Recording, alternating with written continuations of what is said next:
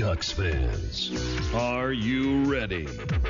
You are listening to the Ducks and Pucks podcast with your hosts, Mike Walters and Eddy Jones. This is the #1 home for Anaheim Ducks talk and analysis. Here we go. All right, welcome to a special edition of our podcast. We're doing a season preview. We've got the NHL Eve that we're doing this on. The games are going to start tomorrow, and then the Ducks are going to be in action on Saturday. So we're going to talk about each division, who we think is going to finish on the top, and who may surprise us. We're also going to get caught up on some Ducks news in regards to the final roster, how Silfverberg's been doing after that nasty hit he took, some coaching news, and then NHL news as well around the league. I guess let's go to the first most recent event that happened. And Eddy, I ended up going to the San Jose Ducks last preseason game, and turned out to be a wild one. The Ducks ended up prevailing in this one 5-1. They were awarded multiple power plays, and they ended up cashing in on a few of them. But the big story in this game was the Raffi Torres hit on Jakob Silfverberg, which knocked him out of the game. And Torres ended up, as we put out there on the blog and whatnot, getting suspended for 41 games. What are your thoughts on this, Eddy, as far as the game and the hit? Yeah, for the player of who it is and the type of player and, the amount of times he's been suspended previously. And, this isn't something that's too surprising, but, for 41 games for a guy who looks like may only miss one game, even if he doesn't, even he might even start the season opener. It's a really hefty suspension, but for a guy like Raffi Torres, it's not too surprising. And I'm sure if Silfverberg had been hurt longer or more severely, and even if the hit had looked even worse than it did, then you could have seen him suspended for the whole season, if not more. Yeah, and that was a reaction that we got from a lot of people on social media. A lot of people, when this came out and that he was suspended for half the season, I would say 75 to maybe 80, 90% of the response I got from the fans, not just Ducks fans, I'm talking fans around the league on social media responding to, the article we put out and obviously other articles that people put out. They were actually, ticked off. They thought that this should have been longer. Thomas, what do you think? Do you think the 41 games was good, or do you think it should have been more? Like a lot of people were suggesting the entire season. And personally, I would have loved to see him suspended longer, just because that's the exact kind of hit we don't want. It's targeting the head. It's taking several strides before the hit just to launch at him and knocking a player pretty much completely out of the game. So I would love to see that hit be suspended for longer. However, 41 games is the longest suspension in league history for a violent hit. So it's a step in the right direction. And also the thing that I like is because he's been suspended so many times now. I think this is his 5th suspension. Plus he has, I believe, 4 fines in his career. He's basically a pariah at this point. He's going to be a free agent this summer. And I really, really highly doubt anyone is going to risk signing him, because if he does this kind of act again, his suspension will probably be for at least a full season, and no one wants to have that kind of player on their roster. So I think he's pretty much done in the AHL after this year because of this suspension. And that's a good point. We talked about that before we started this podcast, about what would San Jose do, and I put that out there on Twitter too, that they need to figure out something PR-wise to fix the team. Adam, what do you think as far as Torres? Do you think that they send him down to the AHL maybe and just keep him there till the end of the season, or what are your thoughts on this? I gotta say, I agree with just about everything Thomas said, except it still wouldn't surprise me if a team took a chance on him. I liken him to Matt Cook from a couple years ago, with everything that he did and all the suspensions and the dirty hits, and yet he still had a job in the NHL after effectively ending Marc Savard's career. So as much as I'd like to see Raffi Torres become like a career AHL or leave the league entirely, I just don't see it happening yet. Yeah, and you're right. I mean, I think that's happened before. I mean, in the case that you mentioned in point, and I really hope it doesn't. I mean, I'd rather see him just be done this season. It's just done. This is a league where this type of behavior, with him, he had 9 times before been involved in something like this where it resulted in a penalty, a hearing, or some kind of a suspension. So I mean, it's not like, they talked about it. He wasn't a repeat offender because of the last time he hit Jared Stoll was over 18 months. But obviously they factored all that in, not for the penalty or financial assessment, but obviously for the length of time. And to me, I'm just done, and I think everybody in the league is done. So, Eddie, I hope he's gone. But what do you think? Like Adam said, you think another team might take a chance on him? Yeah, there's definitely the possibility. He mentioned Matt Cook, and I can definitely see that sort of situation happening. If he proves to them that he's a different type of player. Obviously, Matt Cook isn't the same type of player. You see flashes of it here and there, but he's not the same type of player he was, before. And that could be a possibility, but they're obviously making an example out of him with this 41-game suspension, and I find it hard to see any team thinking about touching him after this. Yeah, and a big thing for people that if they don't know what happened with Silfverberg is that night Bruce Boudreau said that he was okay. But what actually happened this last week, I talked to a source, a family source close to Silfverberg, that told me he went through concussion testing the last couple of days. He was actually cleared today, on Tuesday today, that he was able to go back to practice and he'll be back there on Thursday. But Thomas knows a little bit about the concussion testing. And can you talk about that a little bit, Thomas? Some of the stuff that Silfverberg probably had to go through over the last 2 or 3 days? So my experience with NHL concussion protocol is at this point outdated by about 7 or 8 years. But as recently as 06-07, I had access to some of the NHL concussion tests they would do. And most of them were pretty basic tests. They were memory tests. There were spatial awareness tests. There were tests where they would where they would give the player just a letter, and then have the player in a set amount of time list off as many words as possible as they could think of. So all very basic, easy tests. That basically it's test designed to give a player a baseline. Sorry, to give the doctor a baseline, and then if a player is ever hit in the head again, as Silfverberg just was, they'll go back and they'll retake the test. And they are not allowed to play until they basically reach the score they had gotten when they were supposedly healthy.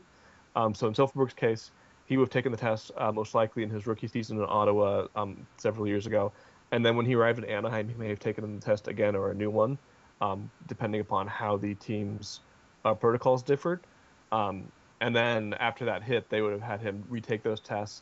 And as long as he was reaching the scores that he had hit when he initially took the test, then he'd be cleared to play again. Which is, obviously what happened today. So he's back. He'll be fine, at least for what we know now, which is good, considering obviously what happened. I mean, I was kind of glad I wasn't going to go to the game originally. I had actually given away the tickets, as you guys know, and then I found out the game wasn't on TV. So my wife and I were like, hey, let's just go watch it. So I was actually kind of glad because it was a pretty, interesting game. And I was kind of worried going into this game, and the reason why I was worried about this game, I mean, I didn't think something like this would happen, obviously, but I was worried about this game because San Jose had played the night before. They decided to rest a lot of their players. They brought up 9 guys from the AHL, and they put them in. And, they're going in, playing the Kings this week for their opening game. And the Ducks aren't playing till Saturday. So they had a whole week, and the Ducks put in most of their star players. So you had these star players in, and the Sharks had, the young and upcoming guys. And if you notice in the first period, if you listened, I know most of you didn't go to the game, it was on TV, but if you listened to it at least, or if you were there like I was, the Sharks were taking runs. They were taking runs at the Ducks in that first period because they got another major when they boarded Pat Maroon. And that was also head contact. So I was kind of worried about that. I didn't like the way that game went. I mean, obviously we won, so I was happy about that, of course. But, I mean, there's something to be said for that. Adam, when they played in that game and you see the other lineup with a bunch of young, hungry kids, you got to know that they're going to be flying around the ice like that. I mean, I was surprised, not that it was more Torres than anything, but it's definitely something maybe to be more cautious of in the preseason. What do you think, Adam? I agree. It's definitely something to worry about. I don't want to say that any coach or anybody in management of San Jose Sharks would specifically order players to go headhunting for the Ducks. I'm not saying they're a bad organization or anything like that. I am saying, though, that, when you have guys who are trying to make an impression on a team and they're playing a rival team, and this could be their last chance for regular season, they have to take a chance. And so I'd say, be a little more desperate when it comes to getting noticed. And so taking these big hits, especially against a rival team, I'm not against that. But when it gets out of hand, which it definitely did in the game, it suddenly becomes very dangerous for our team. Yeah, exactly, and that's what I was concerned about. Is like you said, you got young guys, they want to take a chance, which everybody understands. Especially in the final preseason game, you're getting called up. It's a rivalry team, so that makes sense. But I did like the way, a lot of people complain about the refs, but I do have to give the refs credit in this game because they actually called the 2 major penalties right away. They gave Torres the match penalty, and they the Sharks still played tough throughout the game, but they really sent a message to them in the first period to knock this, off. So from that aspect, I was happy. So, I'm just glad that Silverberg's okay. We know Torres is gone. So, everything's good for now. We haven't heard if Torres is going to appeal yet or not. I haven't heard anything. I don't know if he will, but if he does, I'm sure he'll probably lose. But, in any event, the Ducks ended up finalizing their roster. And we talked about this last time, Eddie, and we were talking about it coming down to a final decision. And we talked about it on the last time about Thompson, but we didn't really mention this. But what ended up happening with the roster is you can designate somebody to the IR, or the injured reserve. So Thompson goes out in the IR, and the Ducks are able to bring in Wagner and Manson, which, obviously a lot of you guys know are 2 of my favorite young guys. But what did you think, Eddie? Pretty good move. You excited about it? What do you think with the Ducks' final roster? Yeah, obviously once the long-term injured reserve kicks in, then Thompson frees up that roster spot that we didn't talk about last week. But you see Manson and Wagner probably starting the season, depending on if all the other 6 defensemen are healthy, and same with the forwards as the 13th forward and the 7th defenseman. That's what you would at least expect them to start as.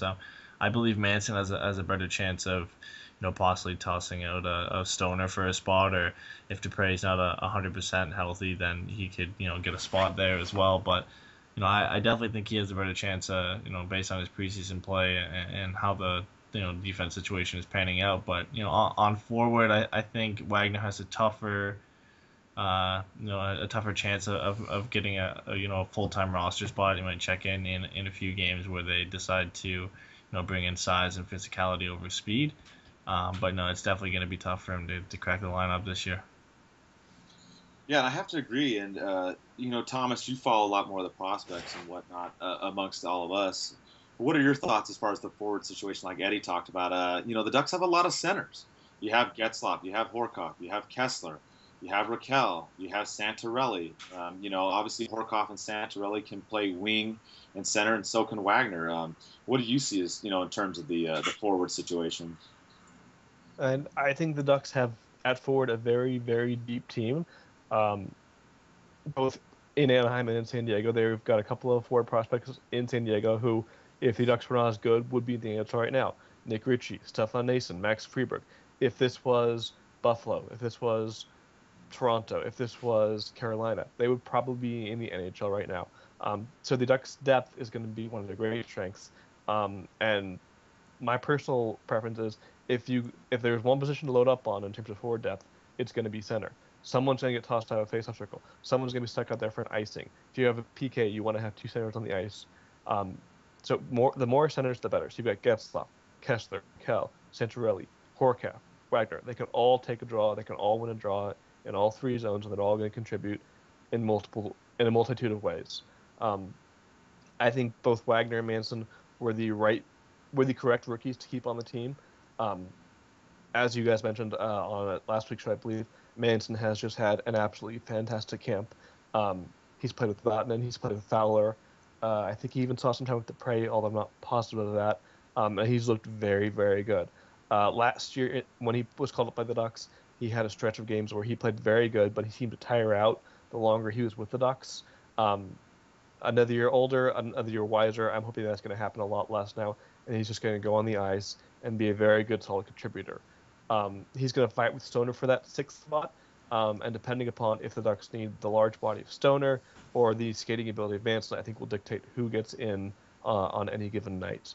Like you said, Wagner's going to have a little more time cracking the lineup because the Ducks are so deep, but when they need a fourth line that can just go out there and hit everything that moves, he'll be in there. Jackman will probably be in there, and Horkoff will probably send them, and they'll just go on the ice and run over the opposition, and it's going to be a lot of fun to watch.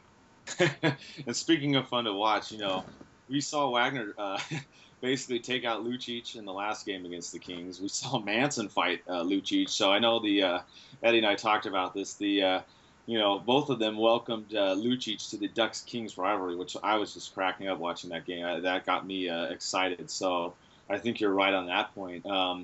As far as the center situation goes, Adam, this is going to be huge because if the Ducks want to play 6 centers, they can. They can play 2 centers on the third line and 2 centers on the fourth line, which we all know is pretty much interchangeable in terms of ice time with Boudreau. But it's going to be huge. It's going to be a big advantage for the Ducks, Adam. I completely agree. Once again, you guys are saying all the things I like to hear. I think having also a great mix of veteran centers and then younger centers is pivotal. You have Chris Wagner, but then you also have Sean Horkoff, who can really teach him a thing or two. You have Ricard Raquel, but you also have Nate Thompson. I mean, it's not just that we have great depth center-wise, but we have the older guys who are passing the torch to the younger guys, and that is just great to see. And it leads to a great season this year, and then a great future for us when the young guys step up and assume those roles. You do bring up a good point too. Eddie, talking about this. I mean, think about it. You have the veteran leadership on the team now, and obviously we brought in Horkoff and Bieksa, some other players that have been in some of the battles and some of the wars. So that's a huge added bonus to have a mix of veterans and young guys. I think the Ducks brought in some of the right veteran players that we needed, but I think they also kept some of the youth that we needed, Eddie.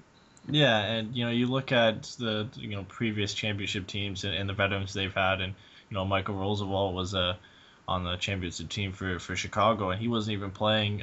He was scratched, he was injured, but they had him in the dressing room, and they said him being in that dressing room and being a leader was more valuable than even having him on the ice, and that even that could attribute to here. The more leaders you bring in, the more guys who've been there and done that, that rubs off on the younger guys, and it just wills them to get it done. And I think bringing in Horkoff and Santorelli even and all these guys that maybe they haven't been to the Cup final, but they've been around the league for such a long time that their experience and their wisdom is invaluable.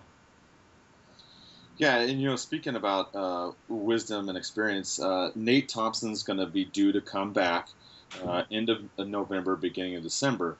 Thompson, we talked about this. When Nate Thompson comes back, what do you think is going to happen? Do you think the Ducks would send Wagner down, or do you think they send a winger down? How do you think that they'll deal with this? Because at that point, they're going to have to. They're at the 23-man roster count now. Obviously, things can happen. We talked about this, injuries and whatnot. But, saying going forward, if there's still this roster at that time when Thompson comes back, what would you do for the Ducks as far as sending somebody down? So Wagner would appear to be the odd man out. The problem with him is he is a very good young player, and he would have to go through waivers in order to be sent back down. And I think the odds of him being claimed mid-season would be very, very high. So I don't think the Ducks would want to.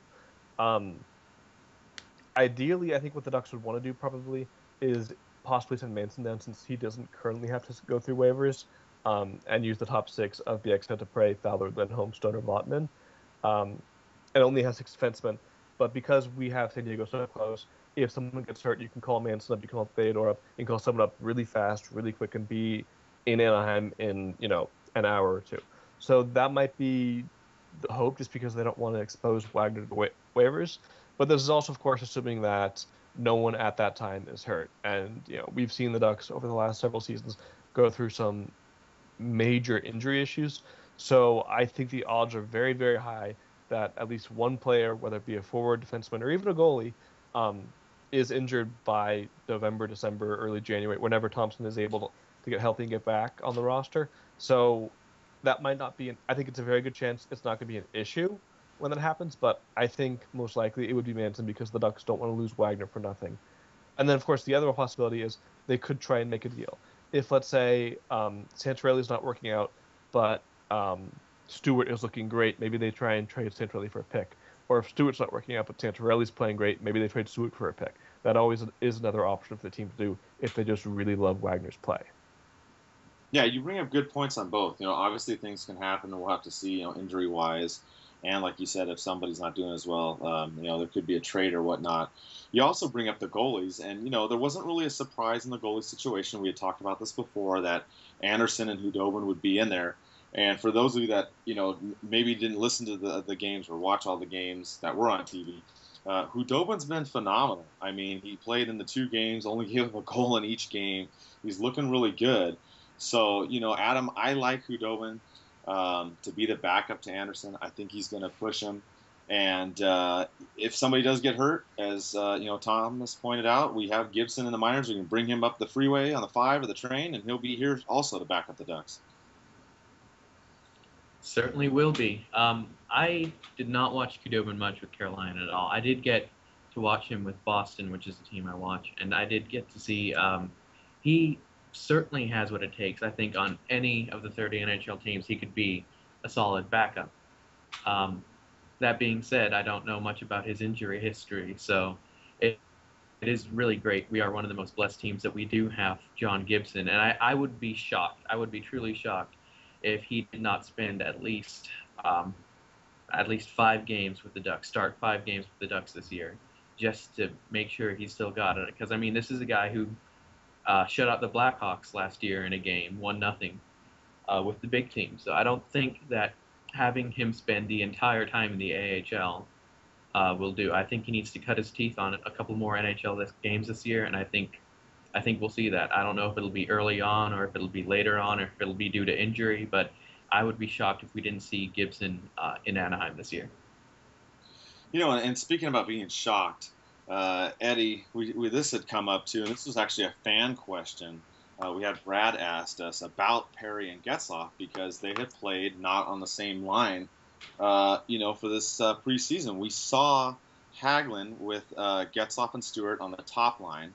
Then you saw Sekach, Raquel, and Perry on the third line. Sometimes we also saw Perry on the second line. But what do you think about this? This is a little bit of a surprise. We saw some of this last season, but only for a couple games.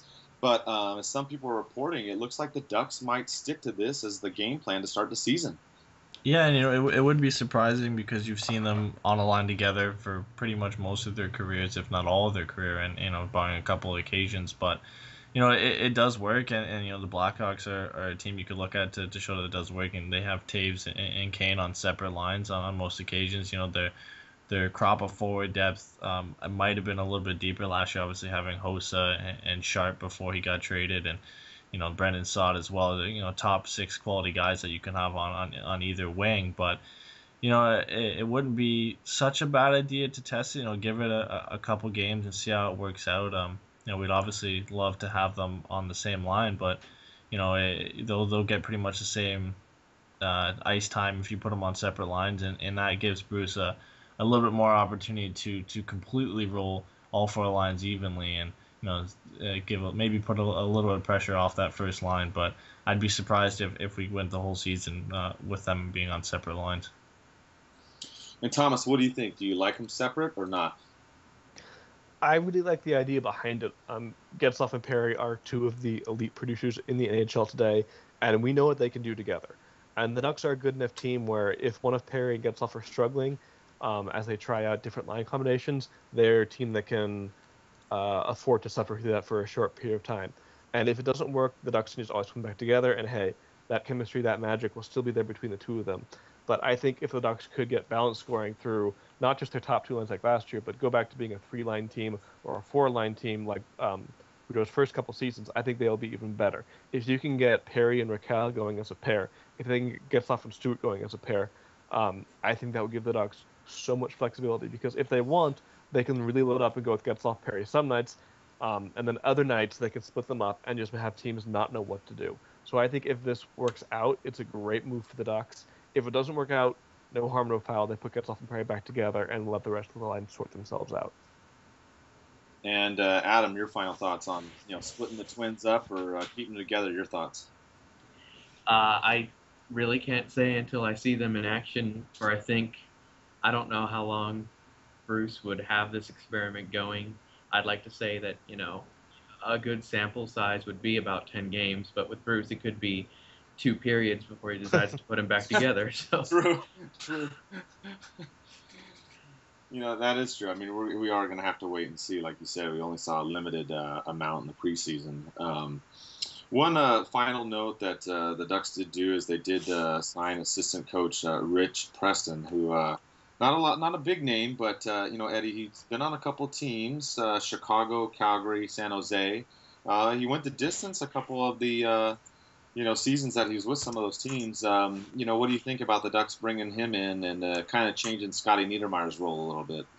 Yeah, I honestly don't know too much about him and what kind of role he's going to have in the coaching environment. I don't know if he's going to work in special teams or defense or offense, but bringing in another hockey guy and a guy who's been around the league for as long as he has is definitely it's always an advantage. We brought in Paul McLean this year, and and having him with Boudreau and now Preston is definitely gonna it's always an advantage bringing in another guy into the mix. Yeah, I think so too, and he's got a lot of playoff experience. Going deep some of the seasons. Thomas, we talked about that. How important do you think that is to helping the Ducks? I think the experience is great. I think when we looked at it, he was with Calgary when they went to the finals and lost to Tampa. He was with Chicago when they lost to Pittsburgh back in '91. So he's been around the league for a long time. He knows how the game works. The thing I actually like the most about it is it's going to give Scott Niedermayer more of a almost rover coach scouting role, where he's going to have a lot of time to work with the young players on defense in both San Diego and Anaheim. And I think it's just going to give more flexibility to go between the two teams. And I think that's going to be a huge advantage to both Shea Theodore and Brandon Montour down with the goals. I think he'll probably spend a lot of time with those two players and the rest of that defense down there. He'll also spend time in Anaheim, obviously, more, but I think it just gives him more flexibility on where he's going to be and how he's going to be able to help the team. And for what he's done with Lindholm, with Fowler, with Vatanen, it's been great. And now he'll be able to do that even more so with the players coming up. So I really like the move just because of that. Yeah, Adam, we talked about that too. With San Diego and the Ducks, and that going back and forth. Looks like Niedermayer's going to help out doing that. We've seen Murray talk about doing that. He said he's going to go down to San Diego during the week and see some of the practices down there. How much do you like this move? That obviously Murray and Niedermayer are going to be basically helping the young guys and the current team. I think it answers a couple questions that I had. Perry and Getzlaf and Kessler, now that he's a big part of our team, they are, in their very early 30s, and so, they're past their prime. Our cup window, so to speak, is going to start fading eventually. I think this is a great step to prevent that from happening. We don't want to win just one cup this year or the next year or something, and then go through another 10 years or so without a cup. We want to be able to put forth a competitive team that can win the division and get deep in the playoffs, not just the next 5-6 years, however long, we have our core team together, but for the next decade or so, I think that this really, if this is something that we do for the rest of this year and next year, to start a precedent here, I think we will see results 3, 4, 5 years from now, and, our cup window will still be open. Yeah, I agree with you. And Eddie and I talked about that too when a couple factors came up when Kessler got his extension and Silfverberg got his deal, and then obviously Hagelin getting the long-term deal, Bieksa, all these moves, San Diego and whatnot, that Ducks fans, you can set your sights high. I really, I'm not going to say it's going to happen, but the Ducks have a good chance not only to win one cup, but more than that. They really do. I'm not saying it's going to happen, but I'm just saying With all the things that are going on, the way things are going right now, there's a lot of positive momentum behind this team, and they have a good chance. And this kind of brings us to our next section of the podcast. We're going to talk about the other divisions and who we think is going to be the tough teams in each division. And obviously, we'll finish it off with the West, but we'll start out in the East. And Eddie, will go with the Atlantic Division first. And who do you think are the top couple teams, and who may surprise you out in the Atlantic Division? Well, to look at this division, you'd have to say it is one of the weaker divisions, or a division that has a possibility for a couple teams to surprise as well. But you look at the top two teams, and it's the same as last year. Montreal and Tampa Bay are there's pretty much barring a big surprise or a big failure by those two teams, you'd expect them to be the top two. But after that, last year it was Detroit and Ottawa. Boston just missed out. Florida also just missed out. And, I think it's a battle between those four teams to make it. I mean, Florida's on the up and up. Barkov and Huberdeau are set for another 2 big years. Ekblad coming off a Calder Trophy win. He's going to have another great season. And, if he can avoid the sophomore slump. And, Boston coming off a big exodus in the draft, trading off Lucic and a couple other guys as well. So they're going to have to look for a rebound season and hope that they can score some goals. And, Detroit, this could be the year that they finally don't make the playoffs. They're still moving into the youth and starting the season without Datsuk as well. And then, the Senators are a team that could still fight. They just made the playoffs last year, and, I expect them to be around the same position as they were. And, then you can't really forget the Sabres either. Obviously, second overall pick, Jack Eichel, is going to have his bid at the Calder Trophy, fighting with McDavid, and, bringing in Evander Kane, Cody Franzen, Ryan O'Reilly, playing with Tyler Ennis. They're going to be a really surprising team, and, a lot of people are picking them to be the big surprise of this season. Maybe like the Calgary Flames. I find it hard for them to make the playoffs, but they have a good chance if they can get off to a roll in the beginning, and if Robin Lehner can be that number one guy for them, they definitely have a chance. And then it comes down to Toronto, and I think this is the only team in this division where you wouldn't be surprised to see them not make the playoffs. I mean, they're in a big overhaul as well after trading Phil Kessel and focusing on youth, but not bringing a lot of them into the lineup. This would be the team you would expect to finish last in the division. Yeah, I agree with actually everything you said on there, and I do think Buffalo is my pick for the surprise team in this division. Like you said, Montreal and Tampa Bay at the top for sure. Thomas, what are your thoughts on the Atlantic? I agree with what you guys just both said. My top 3 teams for the Atlantic this year are Tampa Bay, Montreal, and Detroit. Tampa, they have just so much star power, and as long as these Stamkos negotiations don't become a huge distraction, they, to me, are the best team in this division, if not in that conference. Montreal, they have the best goalie in the world right now in Carey Price, and they have PK Subban, one of my favorite defensemen in the league. Their forwards aren't great, but their defense and their goaltending is just superb. And then Detroit, to me, they just are so good year in, year out. This year, though, if Zetterberg and Datsuk both miss a lot of time, I think they will struggle. I still think they're a good enough team that have a shot at least at the wildcard spot, but I think they are the 3rd best team in that division. After that, this division gets really murky. Boston, Ottawa, I could see them going 4-5. I could see them both in the playoffs, both out of the playoffs. Florida, they've got a young up-and-coming team. We saw what they did to us last season. Nick Bustad is going to be a top center for them this season. Aaron Ekblad had a great rookie season, and they are a team that could really, really scare a lot of teams, I think. And then, of course, Buffalo. I don't think they're going to make the playoffs, but I think they will be substantially better from their 54-point season last year. Last year they were just god-awful, but they've got Eichel now. They have Ryan O'Reilly. They picked up so much good young talent over the last couple of years where they've got I think they'll be one of the most improved teams. I don't think they make the playoffs, but they're going to be a lot of fun to watch. And outside of the Ducks, I usually pick 4 or 5 teams to watch as much as possible this year. And Buffalo is my number 2 team this year to watch after the Ducks. And Tampa would be number 3 just because both are going to be a lot of fun to watch. And Adam, what do you think about the Atlantic Division? Just like you guys, the top two, I think that's the only thing that's definitely set in stone. It's going to be Tampa Bay or Montreal. I don't want to say one over the other. Both teams are excellent in their own respect. Tampa Bay has that offense that you just can't stop.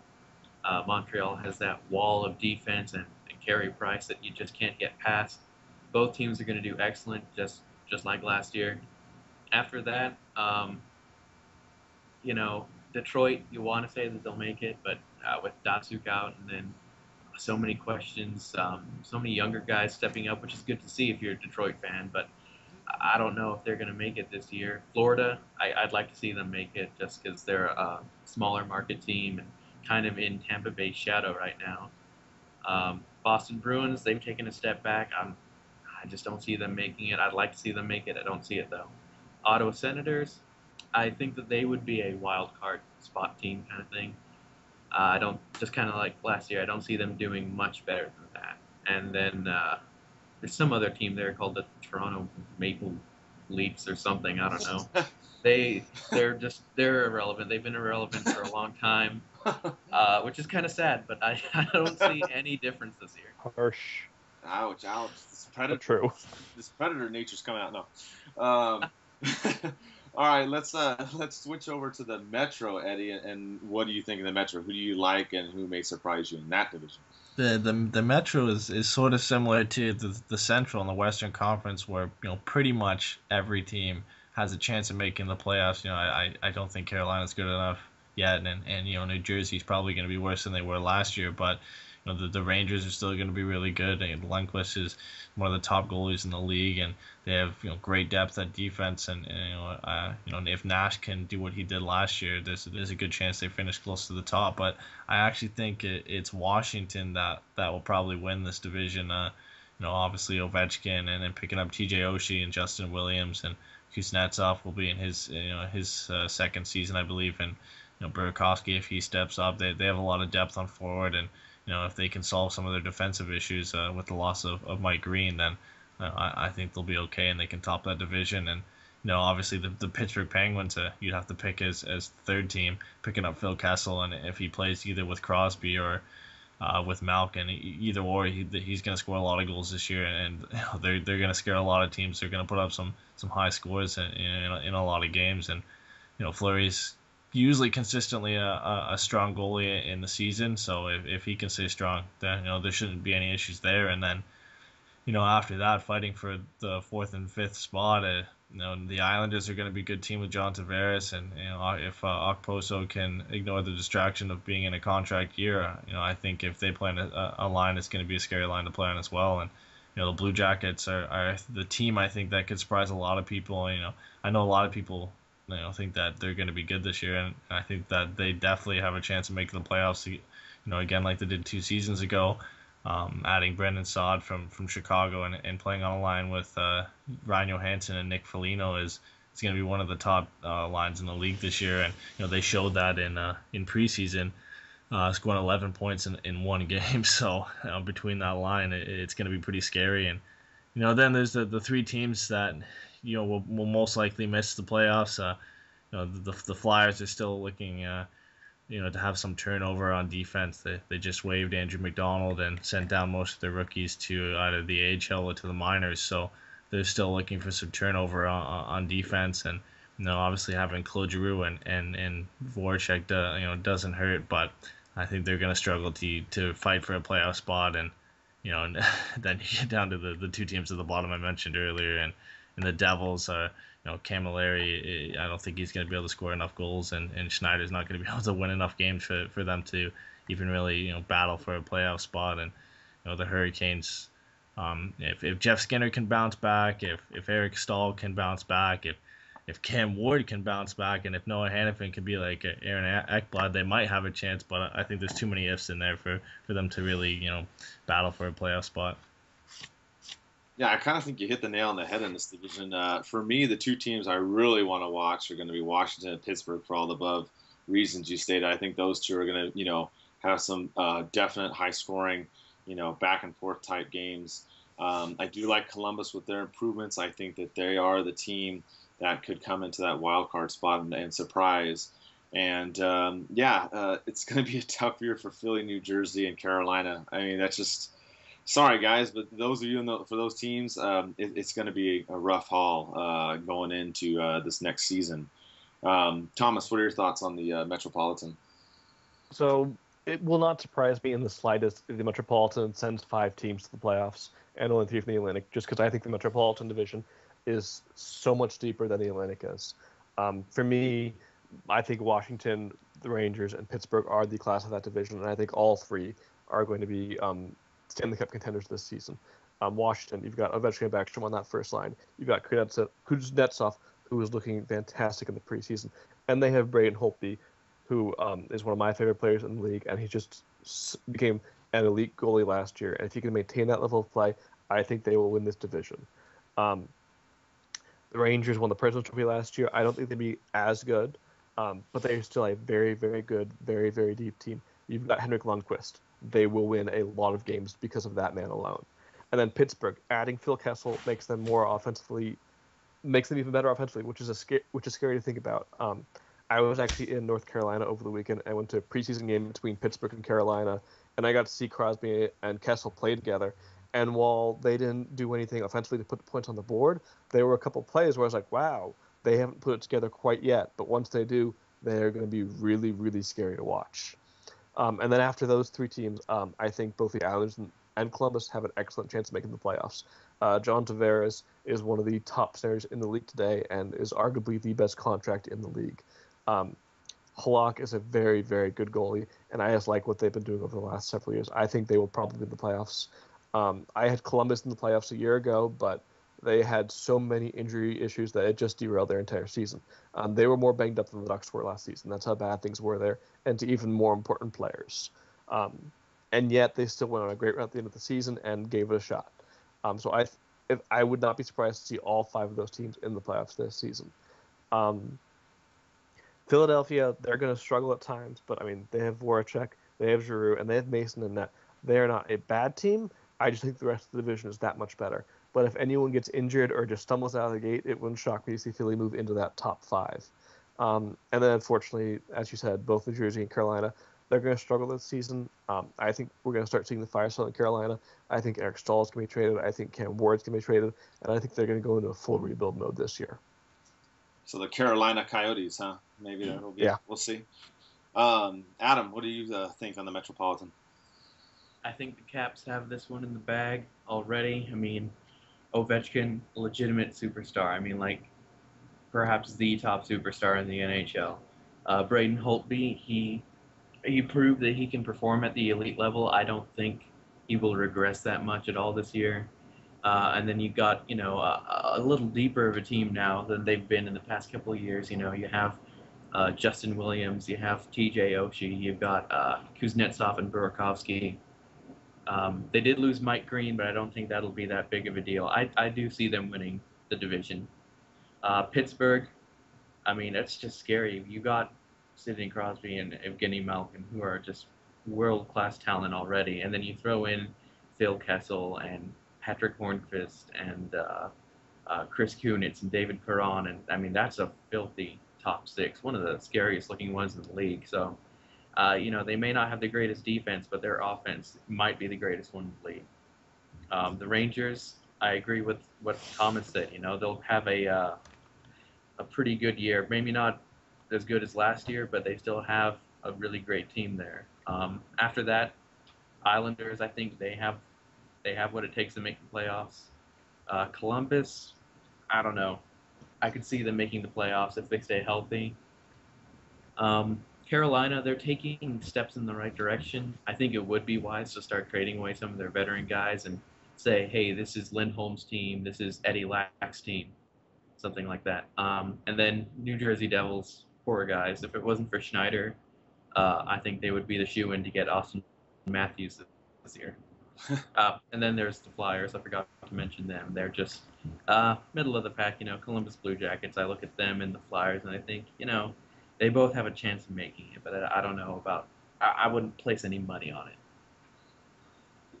all good points that you made there. And, going over to the West, we look at the Central. The Central is kind of like the Metropolitan. You've got a bunch of stacked up teams here that could make the playoffs, Eddie. And it's going to be interesting. For me, the two teams really that I zone in on this division is going to be Chicago and Dallas. Chicago, obviously, with all the subtractions of the players that went to Dallas, is a big factor. The Kane situation, obviously, we've talked about that at length's end.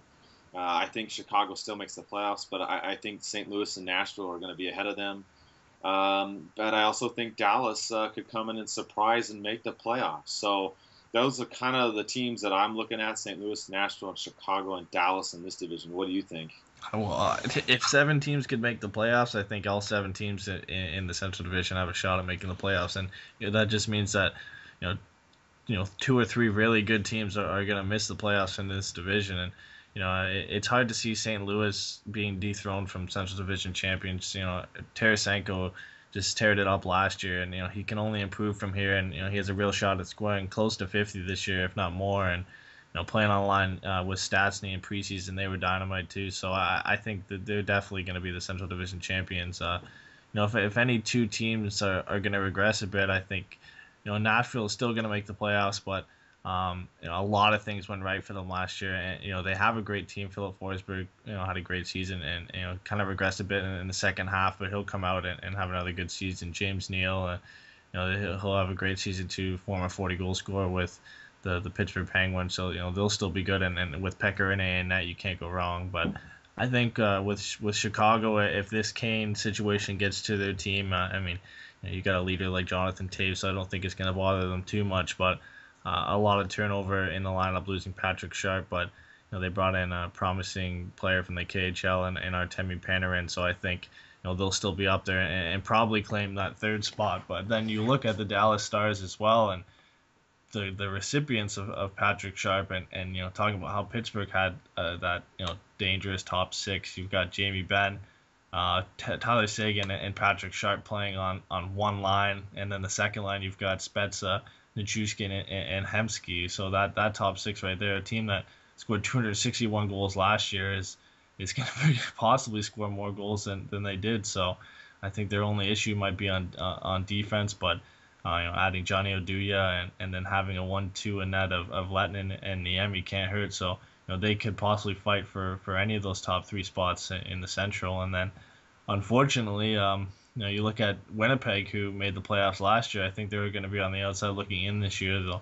They might make a fight for it, but having to play so many of these top Central Division teams this year is going to hurt them. And I think not having a clear number 1 goalie and having a lot of young guys, making the lineup this year is going to be difficult for them to make it. And Minnesota's in the same boat. They started off so strong last year and kind of faded away near the end of the season, but they still did make the playoffs. And they have a great team, and a lot of people talked about them when they made those moves and brought in Parise and brought in Suter, that they'd be cup favorites for a couple seasons after that, if not longer. But they've kind of disappointed, and they haven't really made it that far in the playoffs. And the Central keeps getting tougher every year, and I think it's going to be hard for them. And you get to the Colorado Avalanche, who finished top in the Central 2 years ago, and it's hard to believe that they finished so badly last year. But they had a lot of issues. I mean, McKinnon had a really bad second season compared to his first one, and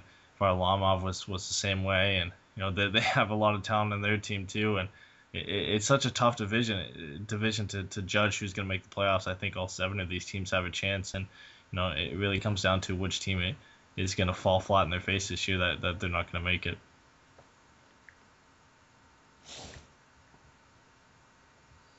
Thomas, what do you think? You feel the same way? It's going to be a pretty tough division with all 7 of these teams? Yeah. So for the Metropolitan Division, I won't be surprised if 5 teams make the playoffs. In the Central Division, I'm expecting 5 teams to make the playoffs. I think this is the deepest division in hockey, bar none. I think there's so much talent.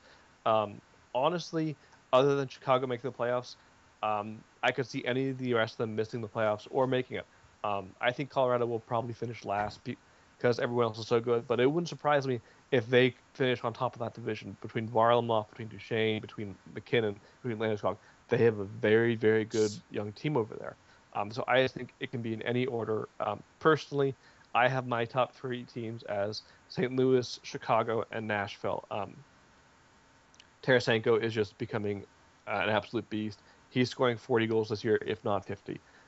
Chicago is Chicago. Even if tomorrow they lose Patrick Kane for the rest of the season, whether it be from the legal proceedings or even just from an injury, if they lose him, I still think they are good enough to make the playoffs, no questions asked. They are such a deep, fantastic team. You've got Taves, you have Hossa, you have Keith. They are very, very good and very, very scary. Nashville was good last year. They did sputter towards the end after his injury and after his return. But Pekka Rinne, if he's back on form this year, will be a Vezina candidate most likely. You have Shea Weber, who I think is one of the top 3 defensemen in the league today. He just does everything so well. And they have good, young, talented forwards like Fleet Forsberg that are incredibly deep on offense, and that is their weakness. But I still think they're probably the 3rd best team. After that, I think Minnesota, Winnipeg, and Dallas are the next 3 best teams. Dallas, like you said, they might score even more goals this year than they did last year, and that's a terrifying prospect. They're just going to light it up. I'm not a big believer in either of the 2 goaltenders they have, and they're also spending a lot of money for their 2 goalies. I believe the cap hit is a combined something like $10 million. But offensively, this team is just so dangerous, and they're going to be a lot of fun to watch. And as long as they're not playing the Ducks, I'm going to enjoy watching this team a lot next season. To Minnesota, it all comes down to Devin Dubnyk. They have a very, very, very good defense and an okay offense. Dubnyk is the question mark here. If he can do what he did over the last 30 games of last season, they're going to be a great team to be in the playoffs. If he sputters like he has done previously in Edmonton or Phoenix, they are not going to be good and will not make the playoffs. I don't think he'll put up those elite numbers he did last season, but I still think he will be good enough behind that defense to make playoffs. Winnipeg, it won't shock me if they miss the playoffs this year, just because of how good the Central is. But they have so many good young prospects coming up and so much good young talent on that team that I do think they have a very good chance at making it back there. And if they do, I hope they don't face the Ducks, because I would actually really enjoy cheering for them in the playoffs this year. And Adam, what do you think about the Central? I gotta go with St. Louis Blues probably to take Central. They have a scary good offense. They can hit you, David Backes. They can score on you like Tarasenko. Man, that guy's just unbelievable to watch. And then they lost Oshie, but he didn't really do good last year, so they brought in Brouwer, who can score and provide kind of that gritty game for you. They just have a very good offense and an excellent defense, just an excellent defense with Pietrangelo and Shattenkirk. Great duo there. Goaltending-wise, they're solid. They're not spectacular, but they're solid. So I can see them taking it. Nashville, I don't want to be too much of a homer here, but they could just as easily take Central. They have a top 10 goalie, maybe top 5 goalie, definitely when he's in his prime, or when he's playing his prime. Pekka Rinne. They have, next to Seabrook and Keith, the greatest defensive duo in the NHL in Roman Josi and Shea Weber. Those guys are unbelievable to watch. Shea Weber is just a true defenseman's defenseman, unbelievable to watch. And then Roman Josi, the guy can play forward. I mean, he's just incredible to watch. One big problem with Nashville is center depth. Their starting center is Mike Ribeiro, 35 years old. That's questionable, very questionable. I don't know if he has what it takes to be a top center in this league, and that definitely would show in the playoffs. But they do have younger guys like Philip Forsberg, and they have veteran players like James Neal, who can really score some goals for you. So they have a good team overall. Definitely could take Central. The big question mark there is centers. Minnesota Wild, it all depends on Dubnyk. Can he repeat his performance? If he does, or if he even comes close, they're a lock to the playoffs, definitely. Chicago, I think they have what it takes to win Central, but I just don't think they will. I don't think they could top St. Louis or Nashville. I can see them taking 3rd or maybe 2nd in Central. Definitely a playoff team. How far they go, we just don't know. Colorado, they could make the playoffs. It wouldn't surprise me if they did. It wouldn't surprise me if they didn't. They're a middle-of-the-road team. Dallas Stars, they'll make the playoffs this year. Ben and Sagan, they're just a great duo to watch. Again, they have a great duo there, scoring goals left and right. Scary to play against. And then Winnipeg, we got to see them in the playoffs last year and see how passionate the fan base is. And, if it wasn't them playing the Ducks, I would have almost been going for them. It's just such a good story and such a good town that loves their hockey. What they're putting on the ice is a decent team that could make the playoffs, but just like Colorado, they could just as easily miss it. So Central Division has a lot of question marks for me. I think the top 3-4 teams, are going to be Chicago, St. Louis, Nashville, and Minnesota. The only one that I say could very easily not make the playoffs is Colorado. But then again, that's also a big question mark. It's a very interesting division. Yeah, I think it's a consensus among all of us. This division is one that, anybody could end up first all the way down to seventh. And like Thomas pointed out, most likely, 5 teams could make it out of this division. So if that happens, then we switch to the Pacific, Eddie, and that would, mean only maybe 3 teams make it out of this. What do you think about the Pacific? I know you don't think the Ducks are going to make it, that far, but what do you think? Well, you look at all the consensus picks around the league, and most everybody has the Ducks winning the Cup this year, and I think that's for a good reason. And I think we all would agree that they have the best chance of winning the Pacific this year. The depth and forward, and the young decor, which was what everybody planned out as being our issue last year. That they were amazing. They were great in the playoffs.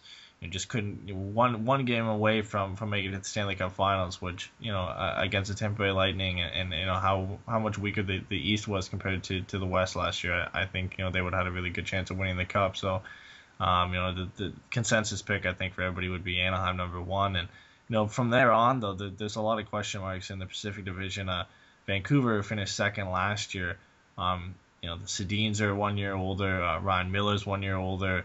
Verbata's a year older. Spiza's still on their blue line. So I think having, and there's a lot of young guys making the lineup this year. Jared McCann, who they got in the trade for Ryan Kessler, is a great young center. Jake Virtanen had a great preseason playing with Sven Baertschi and Bo Horvat. And, there's a lot of turnover in that organization, and a lot of question marks with their older players. So I think if they miss the playoffs, it wouldn't be too surprising. I think what you've seen from them bringing up a lot of young guys, I think they're okay if they don't make the playoffs this year. And everybody's big surprise last year, the Calgary Flames, bringing in Sam Bennett into the fold, who they didn't see until late in the season and into the playoffs last year because of injury. That's going to be a big boost for them. And Sean Monahan into another season. Johnny Gaudreau, Hoodler's back.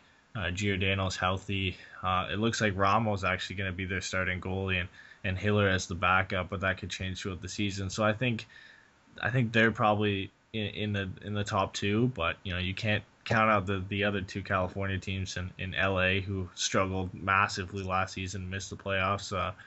Bringing in Lucic and Toffoli and Pearson will have another year in the league, and Kopitar's in a contract season, so that could help him, but it also could hinder him if it's a distraction. And Carter and Gabrick and one of the top 5 goalies in the league, and Jonathan Quick, I think there's a good chance that they make the playoffs too. And everybody's surprised. I think this year a lot of people are picking them as a surprise team, and that's the San Jose Sharks. And Pavelski just got named the captain. Thornton's still there. The core of the team's still there, but I think the big thing is bringing in a top scorer in the Finnish Elite League last year, and Donskij.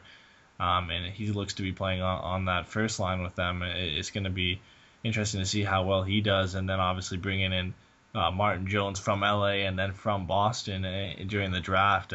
If he can really be a number 1 starter after losing Antti Niemi, that's the big question there. And then you get to the bottom feeders of the Pacific Division. Edmonton really bringing in Connor McDavid, Cam Talbot, over driving their management staff, bringing in Peter Chiarelli and McClellan from the San Jose Sharks. It's going to be another struggle for them this season. I could see them being similar to Dallas last year, where they're going to put up a lot of goals, but they're going to concede, pretty much similar to how many goals they did last year. And then it comes to the perennial favorites for Austin Matthews, and I think the Arizona Coyotes are are definitely in a position to get him, and they really want him as well. A Glendale native. I think he'd be a good fit for them, and they'll probably tank for most of the season anyway. Thomas, what do you think? You go Ducks up top, and then what about the rest of the pack? So for me, when it comes to the Ducks, I don't like making predictions about them because I don't want to jinx the team because I am superstitious like that. But what I will speak to the team is expectations, and I expect them to make the playoffs this year. They should be one of the top 3 teams in the Pacific, barring injury. On offense, they're very, very deep. Defense, we've gone over this young talent, so good. Freddie Anderson, he's not an elite goaltender yet, but he's a very, very good young starter. He's only entering his 3rd season, and he's just going to keep getting better. We have Khudobin, who is an excellent backup, and is going to push Anderson to be even better every single night he plays. So they should be, as long as they remain healthy enough, they should be a top 3 team in this division and have, I think, very, very good odds to win it. After that, I think both Calgary and LA will round out this division. As I've said before on this podcast this summer, I think Calgary had one of the best summers in terms of player personnel of what they've added. Dougie Hamilton is a phenomenal young defenseman, and paired with Mark Giordano, they are going to have a very, very good defense. To me, the biggest question at Calgary is goaltending. For now, it seems like they've settled it, but we'll see what happens going forward. LA, they barely missed the playoffs last year, and they were just god-awful in the overtime and shootout. If they just win a couple of those, they're in the playoffs last season, and I firmly believe they'll be back there this year. Milan Lucic, I think, is gone after this season simply because it's going to be really difficult to sign him to a contract, but he's going to make them a very dangerous, very scary team to play against most nights because he's going to score, he's going to hit, he's going to fight. So I think those are the top 3 teams in the division. I think Vancouver is the one who's going to take the farthest step back. And you've got the Scenes, so you can never completely count them out as long as they have those 2 producing points at an elite level. But I do think they are taking a step back this season. San Jose, they're a tough team to read. They have a very excellent core in place, but both Marleau and Thornton are not getting any younger. If Pavelski, if Hurdle, if all the other young players we've seen over the years, if they step up and take over this team, I think the Sharks are back in the playoffs. But if this is still Thornton and Marleau's team at the end of the season, I wouldn't be surprised if they just end up missing it entirely again. For my money, the Oilers are going to be the most exciting team to watch this season. If the Ducks aren't playing and the Oilers are, I'm turning them on.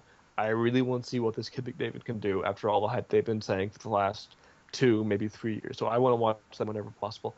I don't think they're going to be good, but similar to Buffalo, I think they're going to improve significantly. Their defense, while it's not all-star caliber, is a significant upgrade over last season. Andre Sekera, he's not a top-ranked defenseman, but he's going to help stabilize that blue line significantly. So they're going to be a lot of fun to watch. They won't make the playoffs, but they're going to make, I think, the first steps of getting back to the playoffs, and I think in 1 or 2 years we will see them back in the playoffs most likely. Unfortunately, Arizona, I think they are the weak link in the Pacific. They just don't have a good team this year, but they have so many good young prospects, both on their roster and in the minors and in juniors, that in a few years they could be a very, very, very good team. But until that happens, unfortunately, they just simply won't be. Unfortunately for them, the NHL is changing the rules for the draft lottery. So if you finish last in the league, I believe the lottery makes it so you could actually drop all the way down to 4th or 5th in the draft. So even if they try and tank for Matthews, the odds of getting him are not what it would have been in previous years. So I think they're going to be bad. I don't think they're going to be trying to tank. It's just they're going to be that bad this season. And Adam, what do you think on the Pacific? How do you think it's going to shake out? Ducks on top. I mean, it's really hard to bet against them, and I'm being as unbiased as I could possibly be. If I hated the Ducks, I would still say it would be unwise to say that they don't win when you look at the other teams and what happens. I mean, you have an incredible goalie, not quite elite like Thomas said, not quite elite yet, but you have an incredible goalie, a solid backup, a good young defense with a couple of good veterans in there. You know, losing Boschman kind of sucked, and he was a favorite of mine, but Bieksa can step in there, and having a right-handed shot to work with Lindholm, I think, will do wonders for him. Offensively, you have Corey Perry. I mean, he's a top 10 scorer in the league. He really is, and Getzlaf can be too as well. And then they have Kessler and Silfverberg and Hagel. I just don't see how you could not pick the Ducks to win Pacific. They're just going to be that good. After that, I do think it would be unwise to count the Los Angeles Kings out. They still have a really solid team. I don't think their run in the playoffs is over. You know, they did miss the playoffs last year, but I don't think that means like, oh, their cup window's over. You know, because they still have Jonathan Quick, amazing goaltender. They still have Drew Doughty, amazing defenseman. They have Anze Kopitar, who's constantly in talks as one of the best two-way forwards in the game. I just don't see how they could miss the playoffs this year unless something happens like it did last year. After that, Calgary Flames, they have a great young team. Dougie Hamilton and Mark Giordano on that blue line. It looks really great. Sean Monahan, Yuri Hudler, he had a great year last year. I don't know if he could perform like that again, but it'd be really cool if he did. And Johnny Gaudreau, you know, they just have a really good team on paper, and I don't see how that can't translate to a good regular season. They'll make the playoffs. Vancouver, they have taken a step back. Steens are still there, though. Ryan Miller's still there, even though he's getting up there in age. They could make the playoffs. I don't think they will, but I don't think they're going to be the worst in the division, which is actually something that I've seen and read a couple times, people saying that Vancouver would be the worst.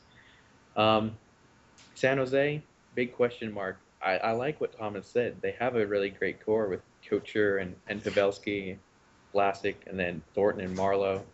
But their starting goaltender is Martin Jones, and I don't know if he's going to be like a guy who comes out of nowhere and owns everybody like Devin Dubnyk, or he's going to be like the next Ben Scrivens, who's like, oh, he could be good, but now he's in the AHL. So it's just a big question mark for me. Edmonton Oilers, he'll be exciting to watch based on McDavid alone. The guy will be incredible to watch. I watch his highlight videos just to see. I believe the hype's real. He'll be incredible, but I don't think that he and the offseason acquisitions are enough to really save Edmonton. I don't think they're a playoff team this year. They will be soon, not this year. And then Arizona, kind of the same thing. Arizona will have, Max Domi and Brandon Perlini, Dvorak, to name a few young guys who are stepping in. But this year they have Shane Doan, Mike Smith is their starting goaltender. I don't see them making the playoffs in any situation whatsoever. But Pacific Division, it's the division I watch the most just because of the Anaheim Ducks alone. But, they do have a couple of good teams in there. I do think that Anaheim, Calgary, and Los Angeles are going to be the top three teams. So, yeah. Yeah, I agree with you. I think the top three, like most of us have been saying, is to, obviously the Ducks. I mean, I'm not really going to repeat anything because we've all talked about the Ducks, all summer long. But obviously the Ducks are going to be up there, in my opinion. If not win the division, they're going to be, in the top one or two, in my opinion. I do think, like you guys are talking about, Calgary is going to be, scary with Hamilton added in there, Johnny Hockey as well. Ramo or Hiller in the net, I think, is going to be fine for Calgary. So I see Calgary being, a tough team. They actually were the second, highest scoring team in the Pacific last year, one behind Vancouver. But, like we said, I think Vancouver is going to slip a little. And, I hate to say it, but you can't count LA out. I know that they're a pretty pissed off squad after what happened last year, not making the playoffs. They've been talking about it. And we saw those games against the Ducks in the preseason. I mean, granted, it wasn't the full team on both sides. The Ducks did win both games, but they both were 2-1 games. So, obviously they play each other tough, but I think the Kings are going to be a tough team, and you can't deny the ability of Quick. So I think Calgary and Los Angeles are going to be in the top three as well, like everybody's mentioned. And the team to watch, I just think you got to go back to Edmonton for all the above stated reasons, as everybody else has said. It's going to be interesting to see the rookie McDavid in there and see how he does. Edmonton may be another one of those teams that will score a lot of goals but give up a lot of goals. So there'll be some fun hockey coming out of there as well. Kind of to round up the podcast, we have a couple things that happened in the league. One of the latest news that came out, Thomas, was Martin Brodeur retired. What are your thoughts on Brodeur? He was a nemesis for the Ducks in 2003, but great goalie nonetheless. Yeah, I mean, regardless of personal feelings for Martin Brodeur, he is one of the top goaltenders ever to play in the NHL. No questions asked. Some believe he's the best. Some believe he's second. A few say third, but there's no question he's one of the top 3 goaltenders of all time. And he absolutely deserves to have his number retired in New Jersey. Personally, I wish he had finished his career in New Jersey and hadn't left. That to me feels weird and wrong because he only played a few games in St. Louis. But he was double for almost his entire career. That's how he's going to be remembered. His number should be retired there. No one else should ever wear that playing for the Devils because he is simply one of the best players ever to play that position. I agree. And some other news, too, as well. We talked about Torres and all his situation. And, Adam, I know another one of your favorite players, Sean Avery, was in the news. He had a little drug problem. So I don't know if you want to comment. You and I talked about him before the podcast. Anything you want to say hi to Avery or anything you want to say?